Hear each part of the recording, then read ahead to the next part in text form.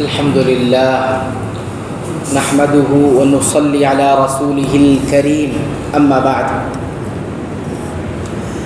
نماز توڑ دینے والے کام، اس سلسلے کا ہمارا 18واں درس ہے۔ نماز کو توڑ دینے والا چھٹا کام، نماز کے ارکان میں سے کسی رکن کو جان بوجھ کر چھوڑ دینا۔ نماز کے 14 ارکان ہیں، اگر ان 14 ارکان میں سے کسی رکن کو بھی اگر جان بوجھ کر چھوڑ دیتا ہے تو نماز ٹوٹ جاتی ہے، ختم ہو جاتی ہے۔ انشاءاللہ کل ہم اس کو ذکر کریں گے کہ وہ 14 ارکان کون سے ہیں، تاکہ ہمیں اچھی طرح یاد ہو جائے کہ یہ 14 ارکان ہیں، اسے چھوڑنا نہیں چاہیے۔ تو جان بوجھ کر کسی رکن کو اگر کوئی چھوڑ دیتا ہے تو ایسی صورت میں نماز کیا ہو جاتی ہے؟ باطل ہو جاتی ہے، ٹوٹ جاتی ہے۔ شیخ محمد بن صالح العثیمین رحمہ اللہ سے پوچھا گیا کہ اگر کوئی نمازی نماز کے ارکان یعنی فرض حصہ، نماز کا وہ حصہ جو فرض ہے اس کو ارکان کہتے ہیں، تو نماز کے ارکان میں سے کوئی رکن چھوڑ دے تو اس کا کیا حکم ہے؟ تو انہوں نے جواب دیا کہ اگر اس نے کوئی رکن جان بوجھ کر چھوڑ دیا تو اس کی نماز باطل ہو جاتی ہے، ٹوٹ جاتی ہے۔ صرف چھوڑ دینے سے ہی نماز کیا ہو جاتی ہے؟ فوراً وہاں سے وہ ختم ہو جاتی ہے۔ اور اگر بھول کر چھوڑا ہے، جان بوجھ کر نہیں، بھول گیا تھا، تو اسے واپس آ کر وہ رکن ادا کرنا ہوگا، واپس آ کر وہی رکن ادا کرنا ہوگا۔ مثلا اگر کسی نے سورہ پڑھنے کے بعد یعنی نماز شروع کیا، سورہ فاتحہ پڑھا، کوئی سورت پڑھا، اب اس کے بعد اس کو کیا کرنا تھا؟ رکوع کرنا تھا، لیکن بھول گیا اور کہاں چلا گیا؟ ڈائریکٹ سجدے میں چلا گیا۔ تو رکوع بھول گیا، اور رکوع کیا ہے؟ یہ رکن ہے، فرض ہے۔ تو کہتے ہیں سورہ پڑھنے کے بعد رکوع کرنا بھول گیا اور سیدھا سجدے میں چلا گیا، پھر سجدے میں یاد آیا کہ میں نے رکوع نہیں کیا، سجدے میں اسے یاد آیا کہ میں نے رکوع نہیں کیا، تو کہتے ہیں کہ اسے فوراً کھڑا ہونا ہوگا اور رکوع کرنا ہوگا، پھر باقی نماز مکمل کرنا ہوگا۔ یعنی سجدے میں یاد آیا، فوراً اٹھ جائے جیسے ہی یاد آئے، اور پھر رکوع کرے، رکوع کرنے کے بعد پھر جس طرح سے نماز مکمل ہوتی ہے ویسے نماز مکمل کرے۔ یہ بھول جانے کی وجہ سے ایسا ہے، یعنی جب تک وہ اگلی رکعت میں اسی رکن تک نہیں پہنچا تب تک وہ واپس جا سکتا ہے۔ سجدے میں یاد آیا تو رکوع کرے گا، دوسرے سجدے میں یاد آیا تو جا کے فوراً رکوع کرے گا، 2 سجدوں کے درمیان بیٹھا ہے اور یاد آ گیا تو جا کر وہ رکوع کرے گا، جب تک اس جگہ پر نہیں پہنچ رہا ہے دوسری رکعت میں، ٹھیک ہے۔ اور پھر آگے کہتے ہیں لیکن اگر وہ دوسری رکعت کے اسی مقام پر یعنی رکوع تک پہنچ گیا تو وہ دوسری رکعت پہلی رکعت کے قائم مقام ہو جائے گی اور پہلی رکعت ختم ہو جائے گی۔ سمجھ میں آئی بات؟ رکوع چھوٹ گیا تھا، یاد ہی نہیں آیا، اب کب یاد آ رہا ہے اسے؟ اسی جگہ پر پہنچ کے یاد آ رہا ہے کہ مجھے پہلی رکعت کا رکوع چھوٹ گیا تھا، اس وقت یاد آیا، لیکن اب کیا ہوگا؟ اب اس کو واپس آنے کی کا وقت ختم ہو چکا ہے، اب اس کی جو پہلی رکعت ہے چونکہ رکن چھوٹ گیا تھا تو پہلی رکعت اب ختم ہو جائے گی، اور یہ جو دوسری رکعت میں گیا ہے یہ پہلی رکعت کی جگہ پر چلے آئے گی۔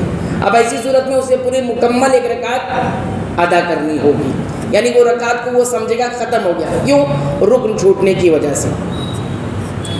ایک اور مثال دیتے ہوئے کہتے ہیں اسی طرح اگر کسی نے دوسرا سجدہ بھول کر چھوڑ دیا، دوسرا سجدہ بھول کر چھوڑ دیا، یعنی پہلا سجدہ کیا پھر سیدھا کھڑا ہو گیا اور پڑھتے وقت یاد آیا کہ دوسرا سجدہ اور اس کے درمیان بیٹھنا نہیں کیا، دوسرا سجدہ چھوٹا تھا، اس کا مطلب پہلے 2 رکن چھوٹا، ایک 2 سجدوں کے درمیان بیٹھنے کا رکن ہے اور دوسرا سجدہ، یہ دونوں چھوٹ گیا اس کا اور بھول سے ایسا ہوا، تو پھر کھڑے ہونے کے بعد اسے یاد آتا ہے تو فوراً واپس آ کر بیٹھنا ہوگا اور پھر دوسرا سجدہ کرنا ہوگا، پھر اس کے بعد نماز جیسے مکمل کرتا ہے ویسے مکمل کرے گا۔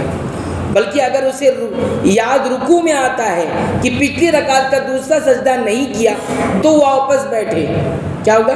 واپس بیٹھے، سجدہ کرے، پھر آگے نماز جاری کرے، پھر آگے نماز جاری کرے۔ البتہ اگر اسے یاد دوسری رکعت کے دوسرے دوران سجدے کے درمیان آیا، اس کو یاد یعنی وہی رکن جو چھوٹا تھا اس جگہ پر جا کر اسے یاد آ رہا ہے، تو پھر کیا کہہ رہے ہیں؟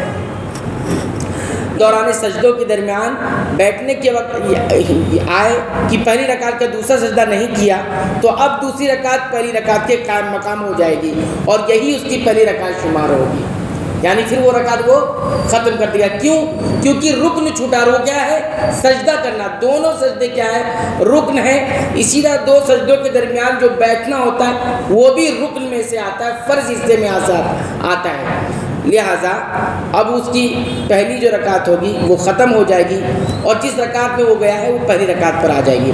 ان سب صورتوں میں جہاں بھی اس طرح اضافہ یا تبدیلی ہو جائے نماز کو سجود سہو یعنی سجدے سہو کرنا واجب ہو جائے گا، کیونکہ اس نے نماز میں اضافہ کیا۔ کیسے اضافہ کیا؟ ایک چیز چھوڑ کر دوسری چیز کر رہا ہے، وہ ایک چیز چھوڑ کر دوسری چیز کر رہا ہے، اس وجہ سے وہ اضافہ کہلائے گا۔ اب سجدے سہو کیسے کرنا ہے؟ تو ایسی صورت میں سجدے سہو سلام کے بعد کیا جائے گا، سلام پھیرنے کے بعد۔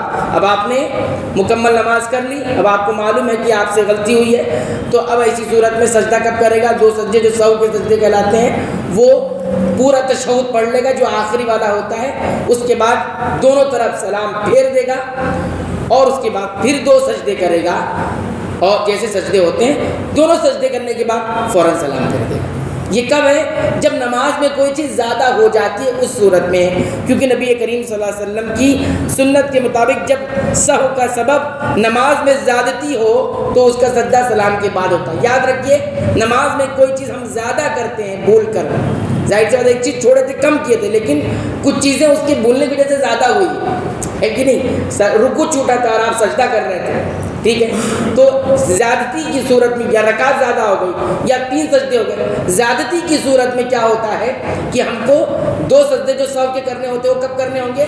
سلام پھیرنے کے بعد پورا تشہد آپ پڑھ لیں گے اور سلام دونوں طرف پھیر دیں گے، پھر 2 سجدے کریں گے اور سلام پھیریں گے، ٹھیک ہے۔ یہ بس یہ کب ہے؟ جب زیادتی ہو جاتی ہے نماز میں، کوئی چیز ہم زیادہ کر دیتے ہیں، تو ایسی صورت میں یہ ہے۔ تو بہرحال یہاں پر مقصود یہ ہے کہ نماز میں اگر کوئی رکن جان بوجھ کر چھوٹ جاتا ہے تو ایسی صورت میں نماز کیا ہو جاتی ہے؟ باطل ہو جاتی ہے۔ یہ جان بوجھ کر یاد رہتے ہوئے، لیکن بھول کر چھوٹ جائے تو اس کی ساری شکلیں ہم نے آپ کو بتائی کیا کرنا ہوگا۔ جب تک اس مقام تک آپ نہیں پہنچیں گے جو رکن چھوٹا ہے اس سے پہلے آپ کو جیسے ہی یاد آتا ہے آپ واپس سے اس کو ادا کریں گے اور باقی نماز اسی طرح مکمل کریں گے۔